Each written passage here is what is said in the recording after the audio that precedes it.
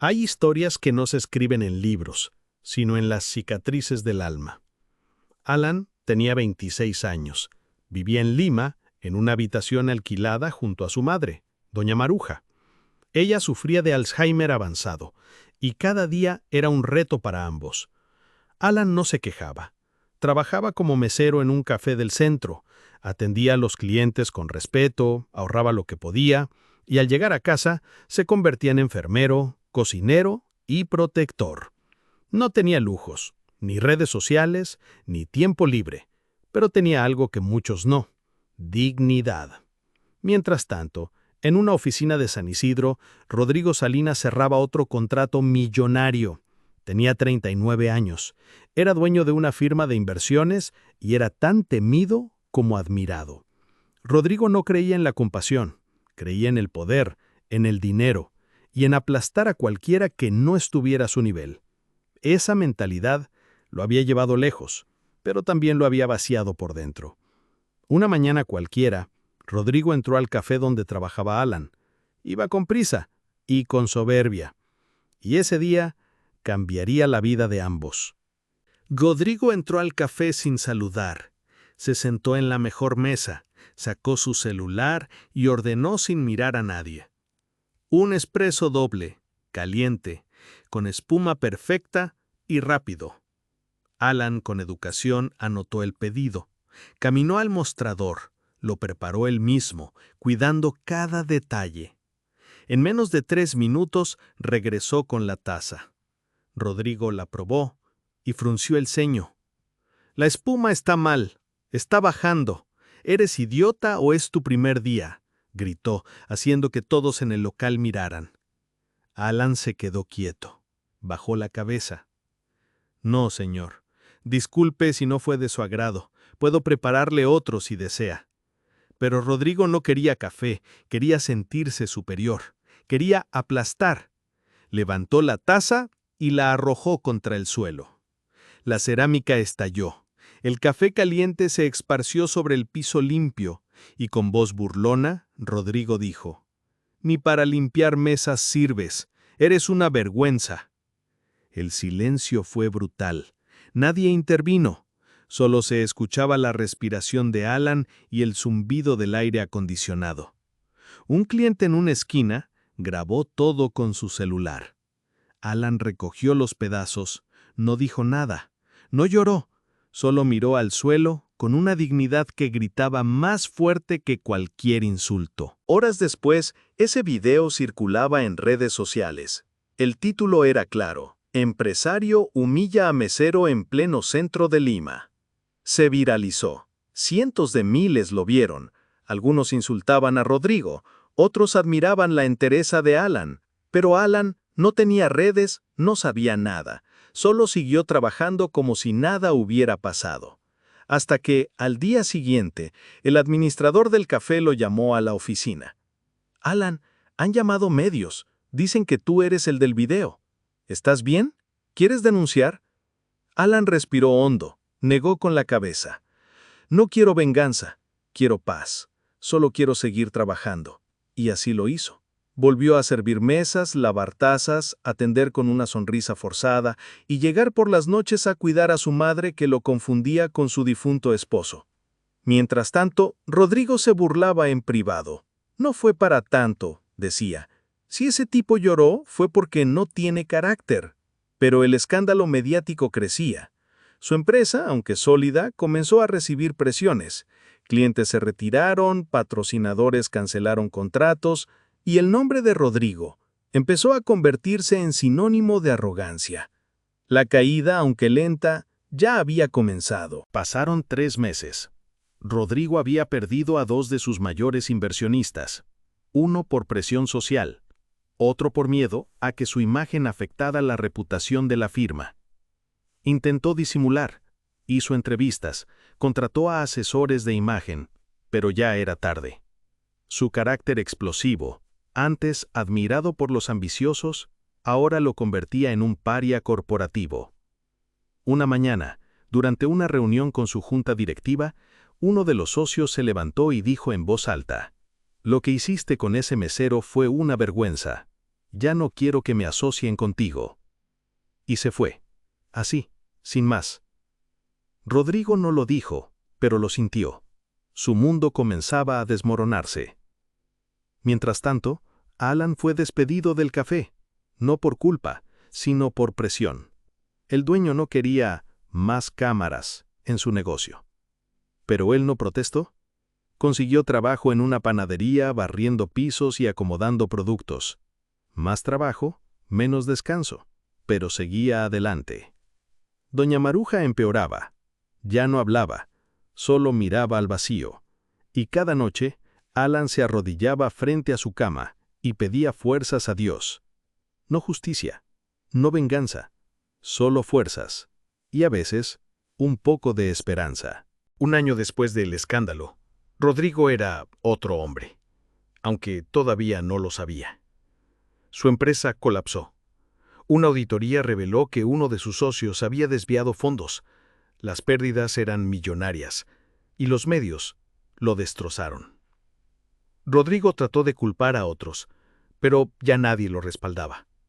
Sus propiedades fueron embargadas, su auto de lujo rematado, sus tarjetas bloqueadas, y sus supuestos amigos desaparecieron.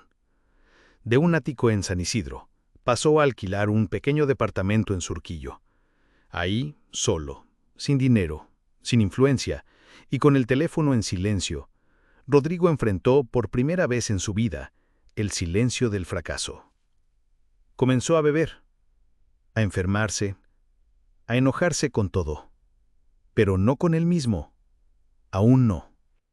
Hasta que una noche, en pleno invierno limeño, sintió un dolor agudo en el pecho. Un infarto. Nadie lo acompañó. Ningún amigo lo llamó.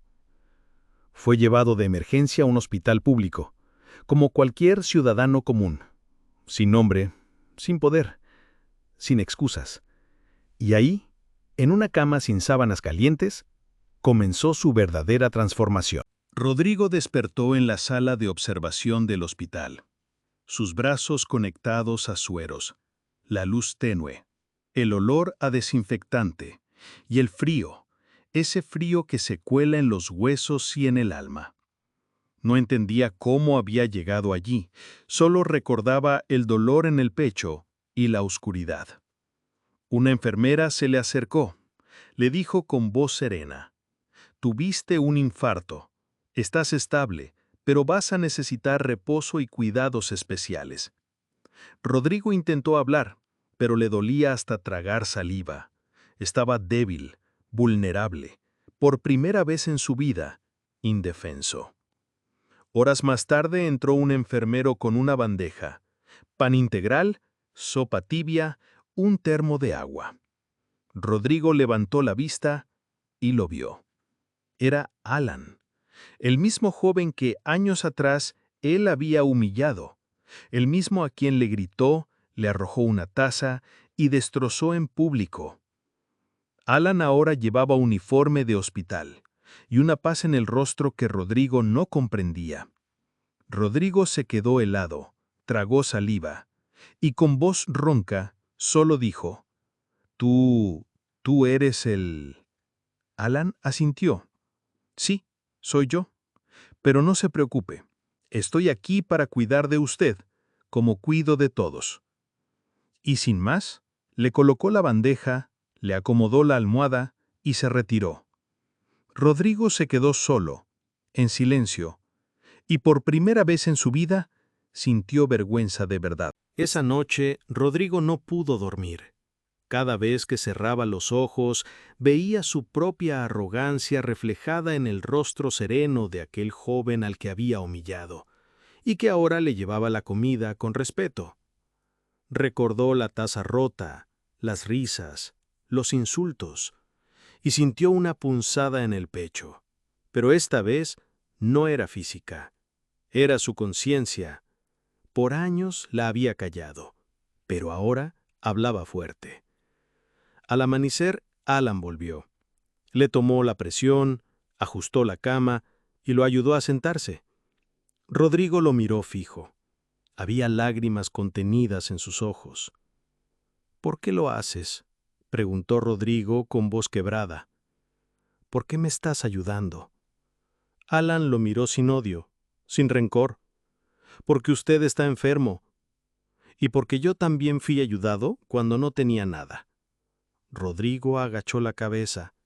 Yo te traté como basura, y tú ahora me das paz. No lo entiendo. Alan sonrió, apenas. A veces, señor Rodrigo, cuando uno toca fondo es la única forma de mirar hacia arriba. Luego se retiró en silencio, y Rodrigo lloró. Pero no de dolor ni de miedo. Lloró porque entendió que había desperdiciado su vida y que la única persona que le tendía la mano era a quien él había herido. En los días siguientes, Rodrigo comenzó a sanar, pero no solo físicamente. Cada vez que Alan entraba a la habitación, lo hacía con una palabra amable, una sonrisa tranquila o simplemente en silencio, pero con presencia. Rodrigo empezó a hablarle, primero con timidez, luego con gratitud. «¿Cómo está tu madre?», le preguntó un día con voz suave. Alan bajó la mirada. «Falleció hace 6 meses, murió en mis brazos, pensando que yo era mi padre y con una sonrisa». Rodrigo no supo qué decir. Solo apretó los labios. Alan continuó. «Pero antes de irse, me dijo algo que guardo como un tesoro. Me dijo, hijo, nunca devuelvas el mal con mal. Cuando alguien te humille, míralo con compasión, porque el que hiere está más roto que tú». Rodrigo tragó saliva. Sintió cómo sus barreras internas se deshacían. Esa noche no pudo contenerlo. Cuando Alan volvió a cambiarle el suero, Rodrigo tomó su mano con debilidad y dijo, «Perdóname, por lo que hice, por lo que fui. No sabía cuánto daño podía causar hasta que me quedé solo».